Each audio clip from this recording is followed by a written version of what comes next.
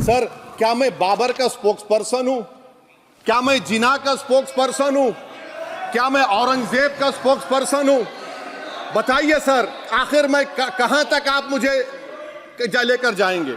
अच्छा, बल्कि मैं तो मर्यादा पुरुषोत्तम राम की इज्जत करता हूं, मगर मैं नाथूराम गोडसे से नफरत करता हूं। मेरी नस्लें नफरत करती रहेंगी, क्योंकि नाथूराम गोडसे ने उस शख्स को गोली मारी जिसके जबान से आखिरी लफ्ज निकले हे Ram. Let me stand as a tall Indian Muslim and say that the light of Indian democracy today is at its dimmest today sir. मेरी फिक्र में मेरा ईमान मुझे कहता है कि जिस जगह पर मस्जिद थी, है और रहेगी, बाबरी मस्जिद है और रहेगी, बाबरी मस्जिद जिंदाबाद, जिंदाबाद, भारत जिंदाबाद, जय हिंद।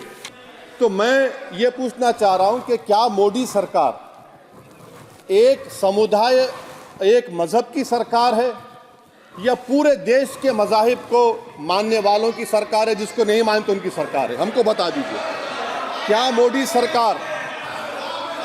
सरकार सिर्फ एक फिक्र और नजरिया हिंदुत्व की सरकार है? क्या इस देश का, इस गवर्नमेंट ऑफ इंडिया का कोई मजहब है? इस वतन अजीज सबके मजहब को मानता है। सर, मेरा मानना है कि इस देश का कोई मजहब नहीं है। क्या ये सरकार 22 जनवरी का पैगाम देकर ये बताना चाहती है कि एक मजहब को दूसरे मजहब के मानने वालों पर गलबा और कामयाबी मिली? क्या आइन इसकी इजाजत देता है? क्या ये पैगाम आप जब ऐवान से दे रहे हैं तो 17 करोड़ मुसलमानों को आप क्या पैगाम दे रहे हैं, ये मैं आप पर छोड़ता हूं। सर, 49 में धोखा हुआ, 86 में धोखा हुआ, 92 में धोखा हुआ, 2019 और 22 में भी इस ऐवान के जरिए हमको धोखा दिया जा रहा है। और अफसोस के साथ कहना पड़ता है सर कि मुस्लिम अक़लियत को हमेशा ये कहा गया कि तुमको भारत के शहरी बरकरार रहने के लिए एक बहुत बड़ी कीमत तुमको चुकानी पड़ेगी, और हम पर इल्ज़ाम लगा दिया गया। सर, क्या मैं बाबर का स्पोक्स पर्सन हूं? क्या मैं जिना का स्पोक्स पर्सन हूं? क्या मैं औरंगजेब का स्पोक्स पर्सन हूं? बताइए सर, आखिर मैं कहां तक आप मुझे लेकर जाएंगे? दूसरी बात यह है सर, दूसरी बात यह है कि फिर 6 दिसंबर के बाद देश में फसाद हुआ, नौजवानों को टाडा में डाला गया जो बूढ़े होकर निकले। यकीनन आपकी सरकार नहीं थी, आपकी सरकार नहीं थी। अच्छा, बल्कि मैं तो मर्यादा पुरुषोत्तम राम की इज्जत करता हूं,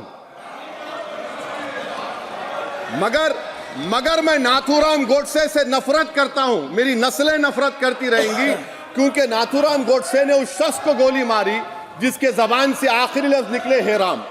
सर, छठी बात यह है कि 87 में मलियाना हाशिमपुरा हुआ, 83 में नल्ली हुआ, 44 में जम्मू में नस्ल कशी हुई, 2022 में हल्दीवानी में कत्ल हुआ। इतने धोखे सबसे बड़े किसको दिए गए? असदुद्दीन ओवैसी को दिए गए। मगर फिर भी मुझसे ही कहा जाता है कि वफादारी को तुम साबित करो अपनी ओवैसी। सर, आज भारत के 17 करोड़ मुसलमान अपने आप को अजनबी और एलिनेट महसूस कर रहे हैं। मैं बहुत बड़ी नाइंसाफी होती है सर, ये कोई तारीखी नाइंसाफी को इंसाफ नहीं किया जा रहा है। स्पीकर बल्कि सर, अंग्रेजी में स्पीकर सर, केवल एक प्रश्न का जवाब ओवैसी साहब दे दें कि बाबर को वो आक्रमणकारी मानते हैं या नहीं मानते हैं? पुष्पमित्रा संघा को आप क्या मानते हैं? बताओ, पुष्पमित्रा संघा को आप क्या मानते हैं? जम्मू के वो, कश्मीर के वो राजा को क्या मानते हैं जिसके पास एक फौज थी मंदिरों को तोड़ने के लिए? आप क्या मानते हैं? यही तो मैं कह रहा हूं कि निशिकांत दुबे 47 में आजादी मिली, असदुद्दीन ओवैसी से बाबर की बात पूछ रहे हैं। तुम गांधी की बात पूछते, तुम बोस की बात पूछते, तुम जलियांवाला बाग की बात पूछते, तुम काला पानी में जो मुसलमान शहीद हो गए उनकी बात पूछते, मगर बाबर की बात पूछी जाती है। तो सर, मैं आपको बता रहा था, खामखा डिस्टर्ब किए सर, मुझे मेरा वक्त ले लिए निशिकांत दुबे। सर, मैं आपसे कह रहा था, मोदी हुकूमत ये पैगाम दे रही है भारत के मुसलमानों को कि जान बचाना है या इंसाफ चाहते हो। मैं कह रहा हूं, मैं भीख नहीं मांगूंगा, मैं इस नंगी तासुब को कबूल नहीं करूंगा। मैं दूसरे दर्जे के शहरी के मौक़िफ़ को कबूल नहीं करूंगा। मैं अपनी शनाख्त को नहीं मिटने दूंगा। अब मैं झूठी और दिल फरेब बातों पर हरगिज भरोसा नहीं करूंगा। मैं वो काम नहीं करूंगा जो बीजेपी और नाम निहाद सेकुलर पार्टियां चाहती हैं। मैं वो काम करूंगा जो आपको पसंद नहीं है, संविधान के दायरे में रहकर।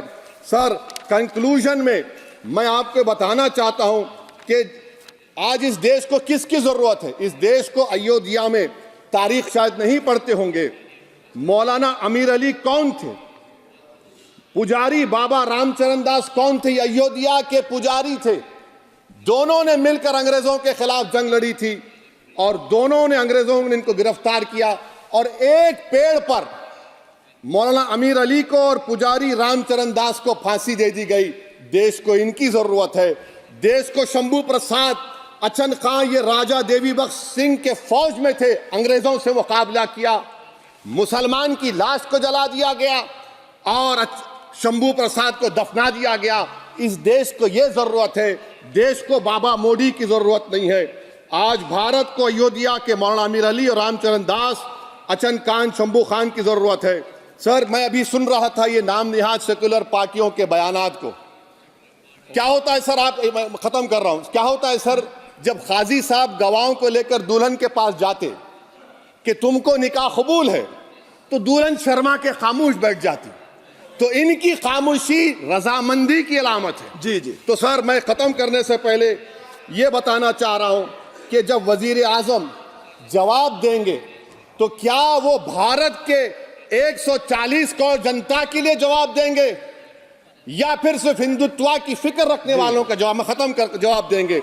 मैं ये देश, दुनिया, मुसलमान देख रहा है। सर, मैं आपको ये भी बताना चाह रहा हूं, आखिर में कंक्लूड कर रहा हूं सर, 1 मिनट चाहिए, 1 मिनट चाहिए सर।